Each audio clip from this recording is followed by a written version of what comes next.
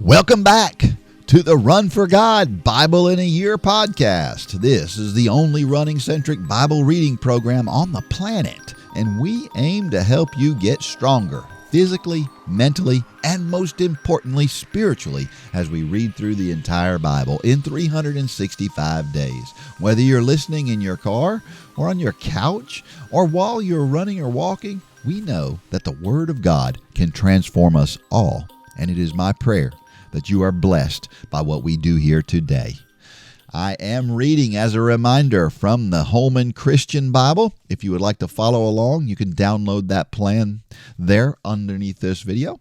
And we are on day 47, so we're going to be reading from Leviticus chapters 11 through 13 today as we continue this trek down Leviticus.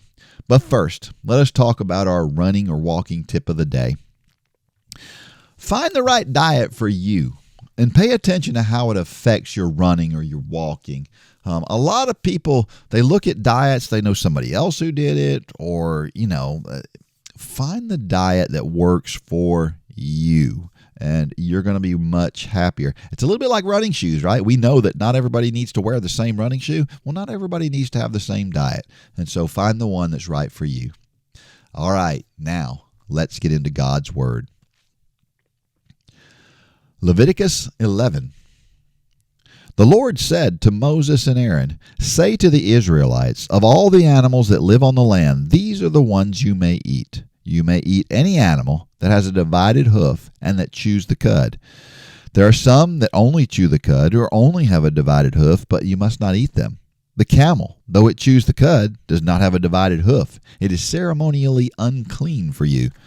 The hyrax, though it chews the cud, does not have a divided hoof. It is unclean for you.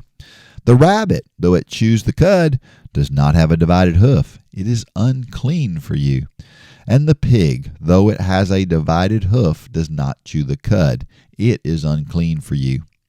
You must not eat their meat or touch their carcasses. They are unclean for you.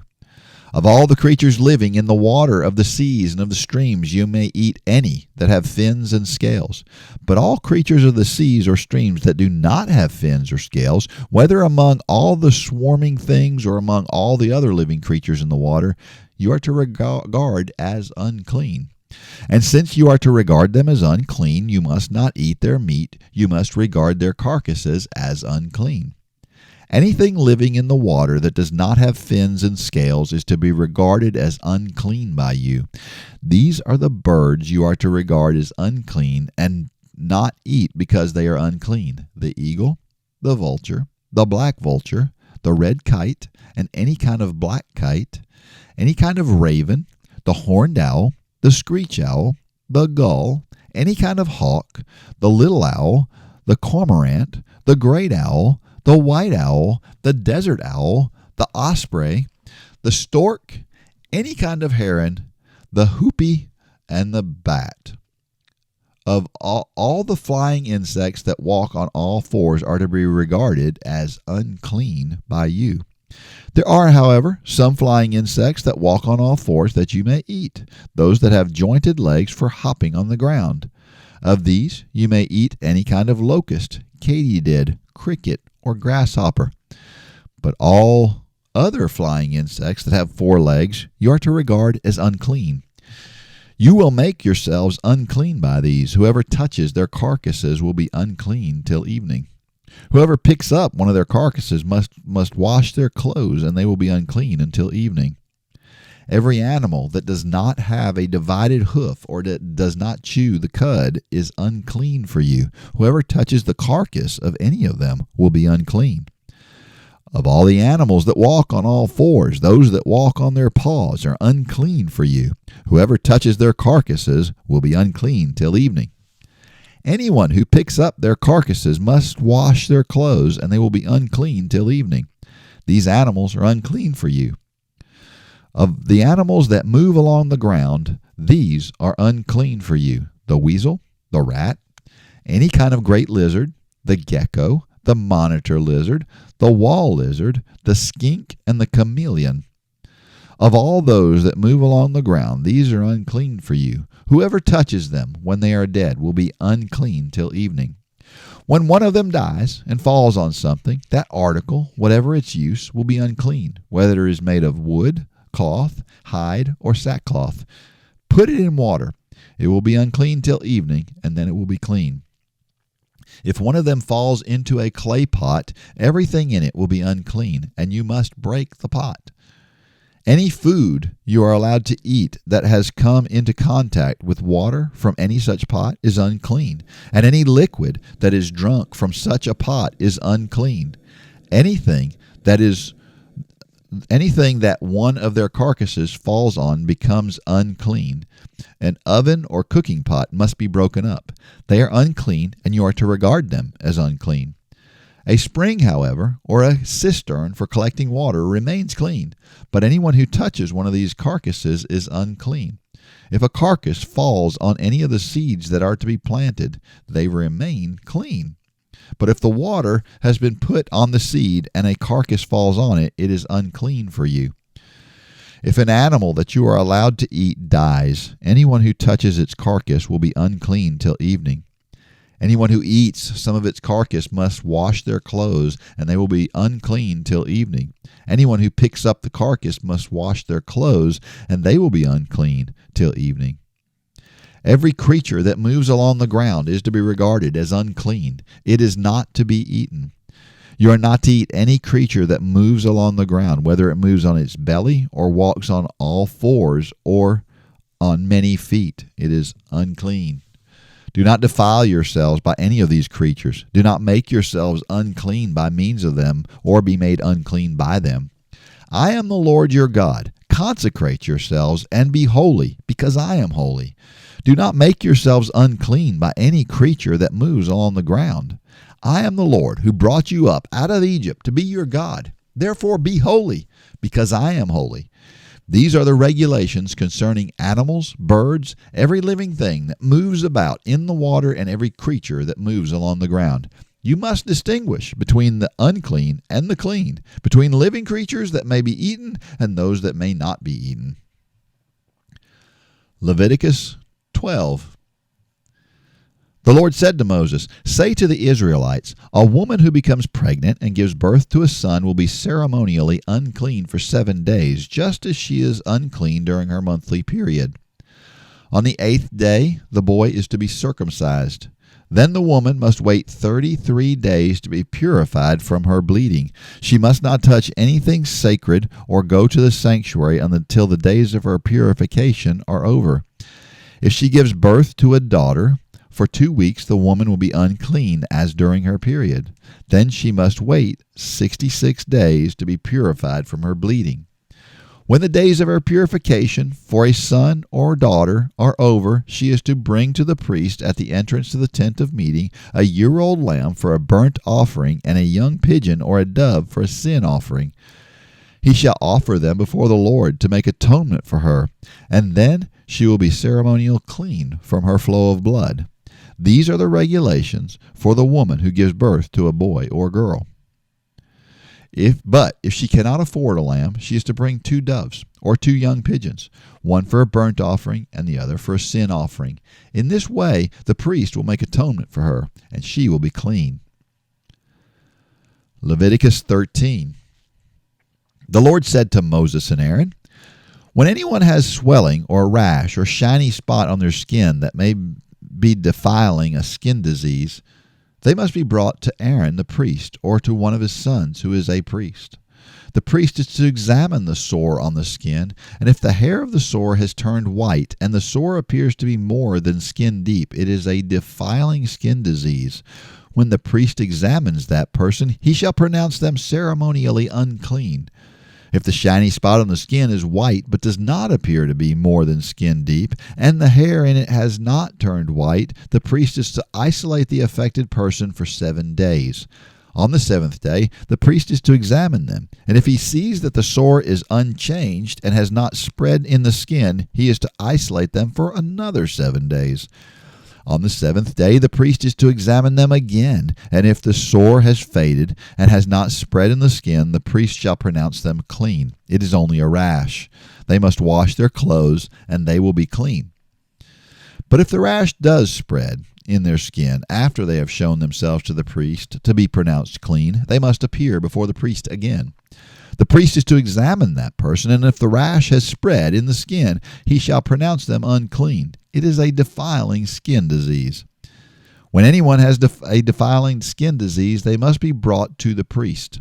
The priest is to examine them, and if there is a white swelling on the skin that has turned their hair white, and if there is raw flesh in the swelling, it is a chronic skin disease, and the priest shall pronounce them unclean. He is not to isolate them because they are already unclean.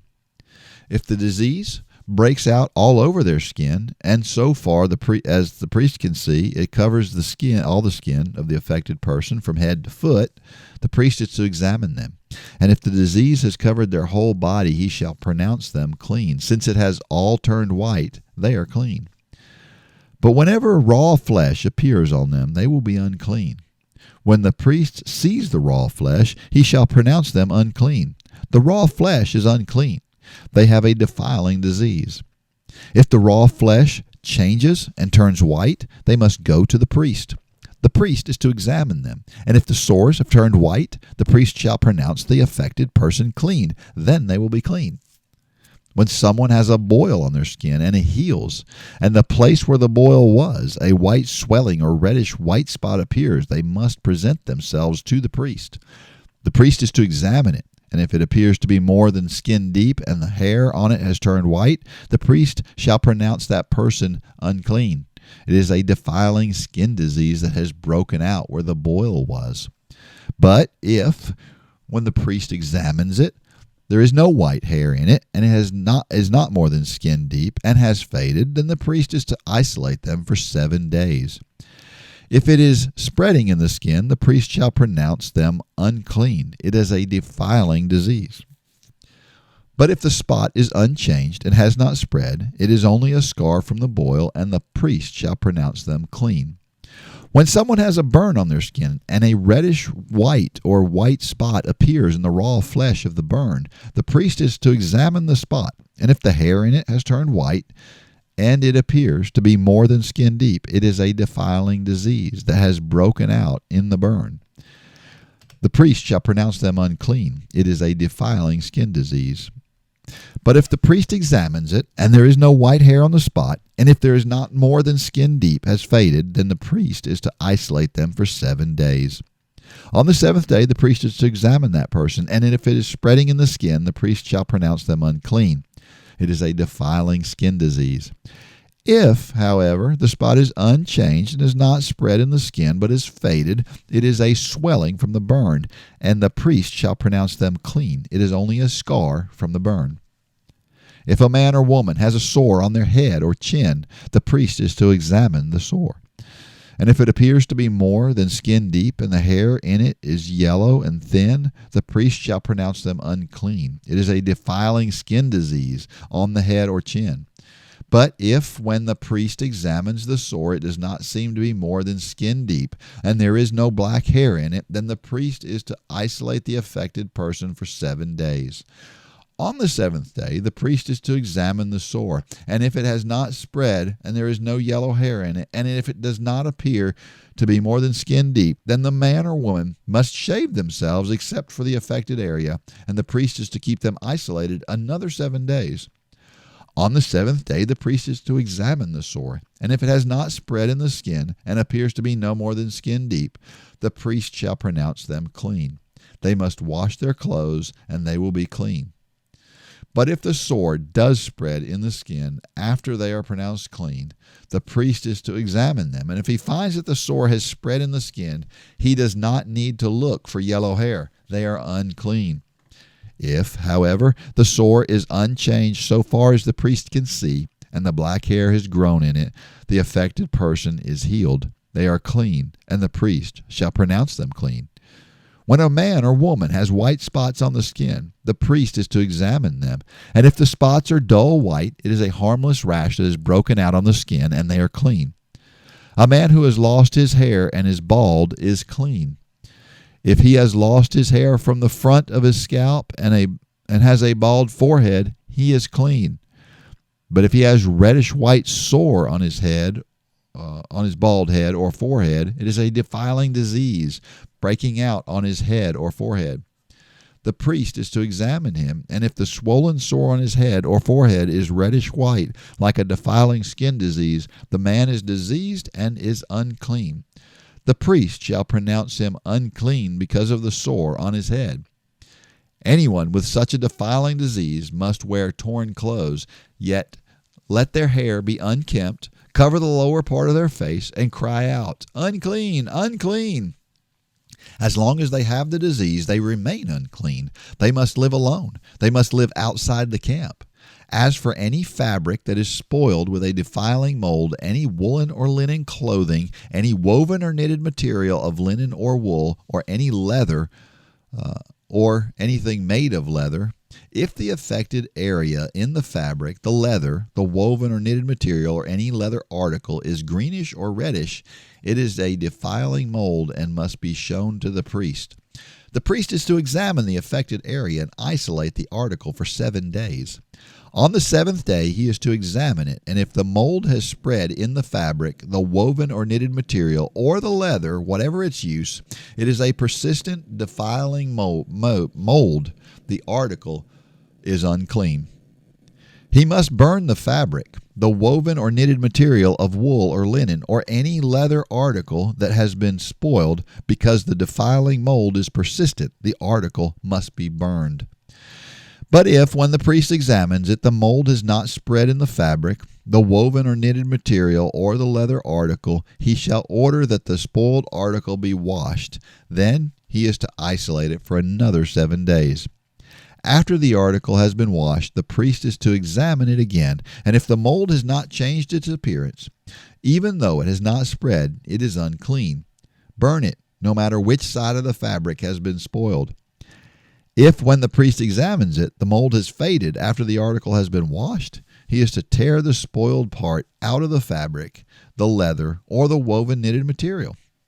But if it reappears in the fabric, in the woven or knitted material, or in the leather article, it is a spreading mold. Whatever has the mold must be burned. Any fabric, woven or knitted material, or any leather article that has been washed and is rid of the mold must be washed again. Then it will be clean. These are the regulations concerning defiling molds in woolen or linen clothing, woven or knitted material, or any leather article, for pronouncing them clean or unclean. May God richly bless the reading of His Word. Wow, that's a lot of tedious stuff there in the book of Leviticus, and we'll continue in the book of Leviticus tomorrow and learn some new stuff. But until then, let me leave you with this quote of the day that comes from Dolly Parton. If you don't like the road you're walking, start paving another one. Isn't that awesome? Yeah. Blaze a trail. All right, until tomorrow, may God bless every step of every run and or walk. Go out there and shine your light.